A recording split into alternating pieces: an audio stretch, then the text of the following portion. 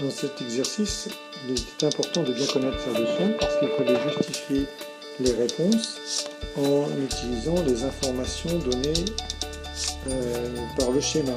Ici, vous voyez qu'il y avait deux angles égaux, il fallait s'appuyer sur cette information. C'est-à-dire que puisque les deux angles étaient égaux, on en déduisait que le triangle était isocèle en C, puisque c'était les angles en B et en A qui étaient égaux. Grâce à cette information donc, que le triangle était isocèle, on en déduisait qu'il y avait deux côtés égaux, ce qui permettait de répondre à la deuxième question. Pour l'exercice suivant, on avait trois cercles à dessiner. Il est important de faire apparaître le nom de chaque cercle. Et je pense qu'il aurait été utile, cet élève-là a quand même réussi à faire sa figure, à tracer le diamètre AB, puisque c'était nécessaire dans la dernière question. Pour l'exercice 3, il fallait donner des réponses complètes. Par exemple, la question 2, je suis le point situé à 2 cm de A et à 3 cm de D. Il y avait deux points, le point E et le point M. Donc je suis le point E ou le point M. Pour la question 3, c'était une erreur d'énoncé, donc j'ai enlevé la question et les points dans le barème qui correspondaient à ces points. C'est la raison pour laquelle le total n'est pas sur 40, mais finalement est ramené à 39,25. La quatrième question est une construction à partir d'un programme. Donc il fallait bien sûr faire attention à bien indiquer tous les noms sur la figure et à respecter bien sûr l'énoncé. Comme vous pouvez le voir ici, donc les traits sont tracés précisément, les points sont indiqués clairement par une croix, le nom de chaque cercle est bien indiqué. Donc on a une bonne figure. Un cinquième exercice qui utilise donc la lecture avec le rapporteur, mais le rapporteur était déjà placé. Il fallait se servir des graduations donc, pour lire correctement. Alors, par exemple, il fallait faire attention que l'angle MOB était l'angle qui était sur le 0, ce 0 ici.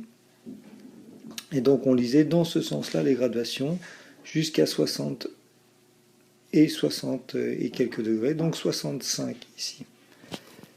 Pour l'angle MOA, 142 degrés parce qu'on repart du même 0 ici et on va deux graduations après le 140.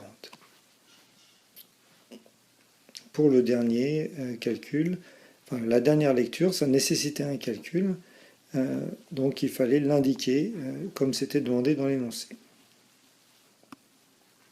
Plusieurs personnes ont éprouvé des difficultés pour lire correctement à partir du rapporteur. Donc ce qui est important, c'est que par exemple, si on veut lire l'angle, par exemple KOB, de partir du 0 qui correspond à la position du rapporteur, donc on part de ce 0, ici, et on lit dans le sens de graduation jusqu'au bout, c'est-à-dire qu'on arrive à 110, et comme c'est après 110, eh bien on compte le nombre de graduations dans le même sens, c'est-à-dire 115. Ce que font certains élèves, et c'est ça qui fait que leur lecture n'est pas bonne, ils lisent par exemple le même angle, ils vont jusqu'à 120, et après ils lisent les 5 degrés dans l'autre sens, et ils en déduisent 125 degrés, ce qui ne correspond pas à la lecture que l'on doit faire. L'exercice 6 est un exercice de construction à partir d'un schéma qui avait 5 informations. Il fallait bien sûr retrouver les 5 informations, plus le nom des 4 sommets, sur la figure obtenue. Ici, on peut constater une très belle construction. Les points sont précisément dessinés à l'intersection des segments. Les points sont très bien placés sur les segments. Et lorsque l'on vérifie avec le rapporteur, les deux angles sont effectivement de la bonne mesure. L'exercice suivant est un exercice de figure non dessinée, à partir seulement d'informations écrites. Donc on avait deux côtés du triangle plus un angle. Il fallait repérer la figure, donc il était sage de faire un schéma avant de commencer. Le schéma permet d'organiser le programme de construction en fonction de ce que l'on peut observer sur le schéma. Donc ici, le conseil que l'on pouvait donner, c'est qu'on trace le plus grand des côtés connus, DF, et à partir de DF qui fait 7 cm, on mesure l'angle de 127 degrés. Donc on a tracé la demi-droite que vous voyez. Il ne reste plus qu'à mesurer les 5 cm à partir de D au compas ou à la règle. Et ensuite de terminer le tracé du triangle. L'exercice 8 est l'exercice qui utilisait donc la priorité des opérations. Pour le premier calcul, il y avait 2 multiplications qui étaient séparées par une soustraction. Donc on pouvait les effectuer séparément, l'une après l'autre, ou directement. Certains ont fait directement, et donc ont obtenu directement la deuxième étape. Et quand on fait 36 moins 35, on obtient le 1 désiré. Pour le deuxième calcul, c'était la multiplication qui était prioritaire, donc il fallait effectuer le calcul de la multiplication et terminer par la soustraction. Pour le dernier calcul, on avait encore une multiplication à faire en premier, et ensuite on avait le calcul d'addition, puisqu'on fait l'addition et les soustractions de la gauche vers la droite, ici, et la soustraction pour terminer. L'exercice 9 était un exercice qui détaillait les étapes qu'il fallait faire pour résoudre un problème. Les conditions demandées ont été respectées. Il fallait penser, vu qu'on a le prix pour 1 kg, à convertir les grammes ici en kilogrammes correctement. Il y a eu beaucoup d'erreurs de conversion. Une fois qu'on a fait ce travail de conversion, il fallait poser l'opération ici, réussir à la faire sans se tromper, puisque ici on avait 5 chiffres après la virgule au total, donc il y avait 5 chiffres dans le résultat.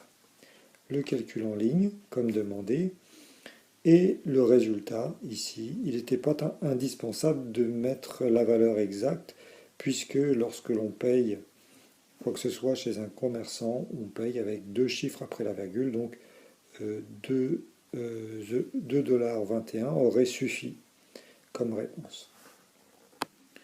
Pour l'exercice 10, je vous ai décomposé le raisonnement. À mon avis, c'était quelque chose qu'il fallait faire apparaître sur son brouillon pour être clair dans sa tête. Donc on avait ici les pots de pierre qui battaient 15 fois par minute. 15 fois par minute, ça veut dire qu'en 1 heure, on a 15 fois 60, puisqu'il y a 60 minutes dans 1 heure. Ensuite, on sait que par jour, on dormait 12 heures, donc ça veut dire qu'on restait 12 heures éveillé. Donc par jour, le calcul ici nous donne le nombre de battements par jour, en multipliant par 12 le résultat précédent.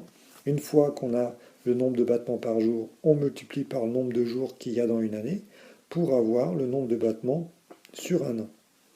Après, il faut continuer à lire l'énoncé, c'est-à-dire qu'on voit que sa vie a duré 3 siècles et 18 ans. À ce rythme, ça fait donc, on doit multiplier par 300 plus 18 le résultat de tout à l'heure pour obtenir en fait le nombre de battements désiré.